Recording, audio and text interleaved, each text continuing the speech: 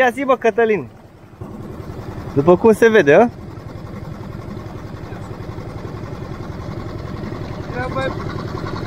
Aha. Ba, da. Aha, aha. Ca lumea. Plătică, plătică. Plătică, da, astea de ale noastre. Aha, ca lumea asta. Uite. Noi vorbim cu pești, nu? Da.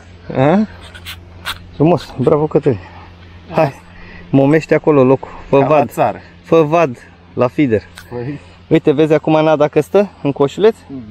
Vezi, asta înseamnă că ai presat-o prea tare. Trebuie să o lași puțin, să nu o strângi prea tare în coșuleț. Ia uite. Aha. Uite, Cătălin a trecut la Liga, dimensiune, la Liga Mare. Caras frumos. Uite, zâmbetul lui spune tot. Despre peștele ăsta. Și despre tehnica asta, că el acum a început să dea la feeder, dar se pare că îi place mult.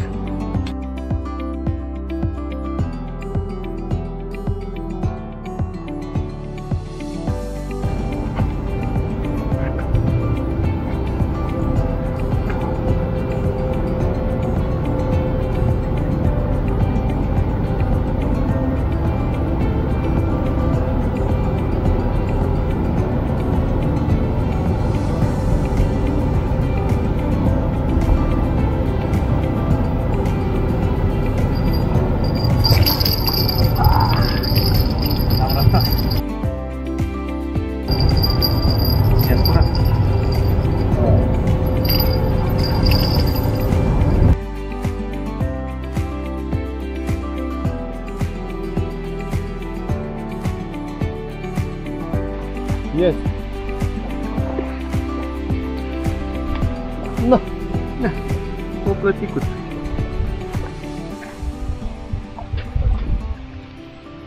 Primul pește la feeder. La somn n-am băgat, fiindcă nu prea avem râmeși. Vrem să le păstrăm pentru la noapte. Am băgat două la șalău, le vedeți în spatele meu acolo. Și ăsta e primul pește. Le eliberăm frumos. La două râme roșii. Le schimbăm pe astea.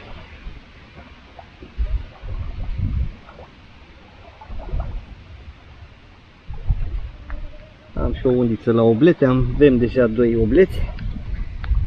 Ca să avem de rezervă.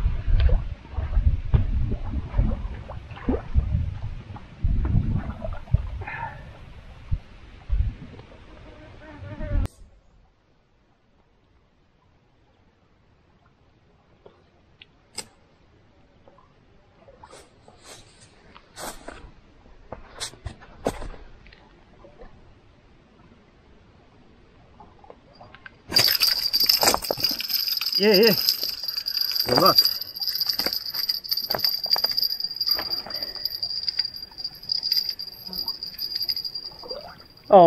S-o motei, mă. Motei o tras la oblețelul. Dar e mic. Ia uitați. Ce a vrut să vină la un oblețel, eu am zis că e șalău.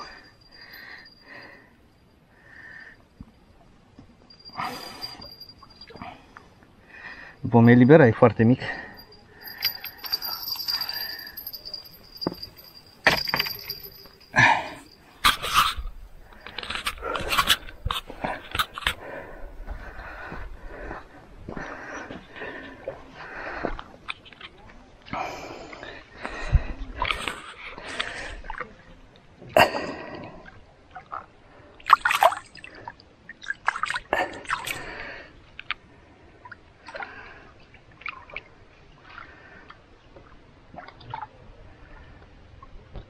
Gata, s-a dus.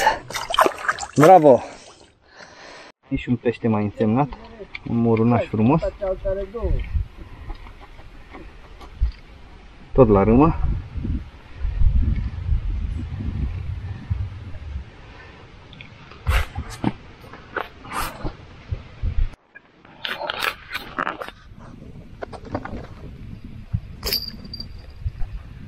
și pe asta. Mamă, dar ăsta nu-i mic. Mamă, ce-i bun? Ăsta nu-i mic deloc. Vin cu microbul? Da, vino, că face urât asta.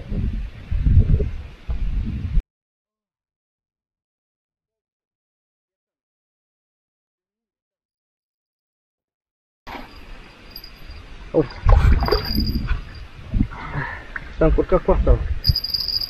Stai așa că nu mai e. Hai că te mine, bag. Bag așa. Lasă-l așa, hai, bag.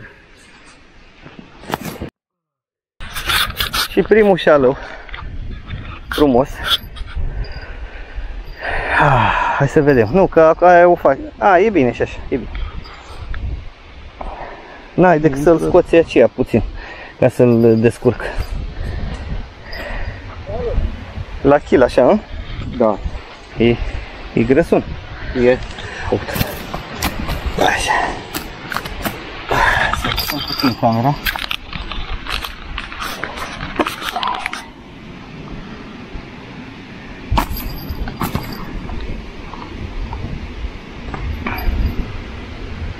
De uite unde e înțepat. Bă, stai așa. L-a pus cu burta pe el sau ce n-ai? Vezi unde e înțepat? Eu cred că era din mers. Îți dai seama că a fost pe lângă el?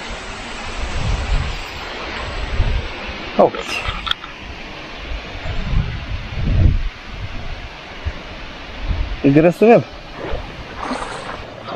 Și-a luat și Cătălin, chiar că îl întregea și mie. Ia uite-l, ia. Oho. Bagă-te după el acolo, Cătălin. Bagă-te. Oho. Ia uite, ia. E ca ăla, că l-am prins eu. Sau mai măricel chiar, a? Nu. E la fel. Se vede după papuc că e măricel. Sau... numărul 44. 44 cu 44. Stai să pun așa să nu se vadă firma. Da. Vezi. Ține de el. Uite, i s-a dat sânge. El a înghițit. Frumos.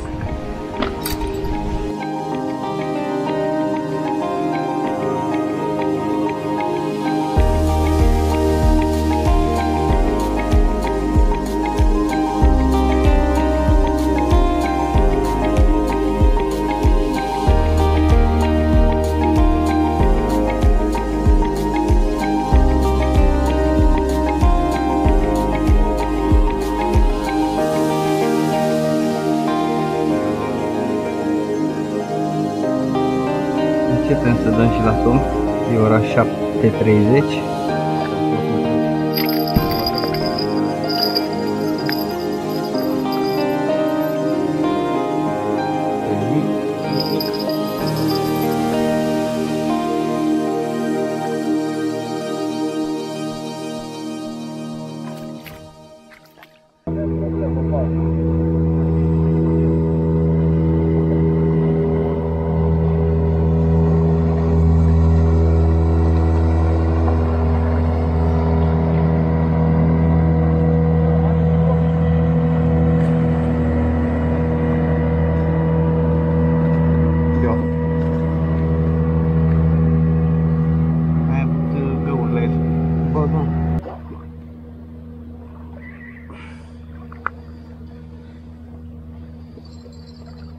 Ia, e?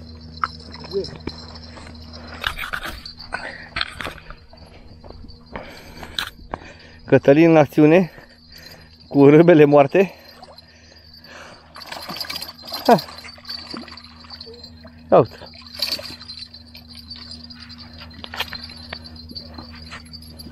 Bun. Bravo. Filmează și râmele să vezi la kilometri. Ce să filmele astea sunt topite aici. Ei nu poți stai de miros. Așa se întâmplă când n-ai... Uite unde e ficatul meu. Ia vină să vezi. La același pește. Deci fiți atenți chestii. Deci la lanseta aia de acolo, da? A băgat ficat. I-a tras.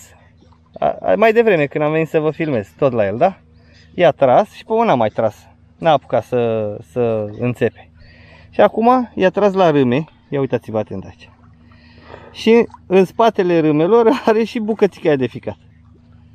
Și în burtă. Da, și în burtă. Ce chestie, da. Același pește.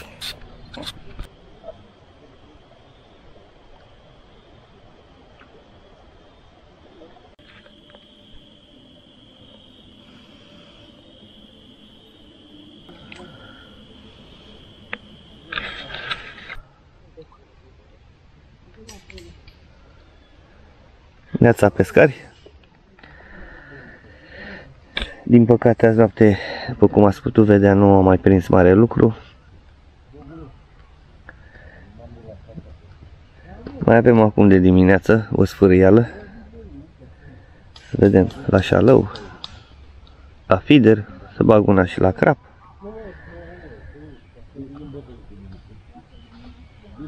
Cam slăbuță partida. Cătălin a mai prins un șalău. El a fost mai vrednic. A trezit mai de dimineață. Cam asta a fost. Am strâns și gunoaiele din zonă. Cătălin se pregătește și el. Cătălin, mai ai ceva să spui la oameni aici? Atâta s-a putut, nu? Cum zici tu? Data viitoare. Hai, sănătate, rămâneți cu bine.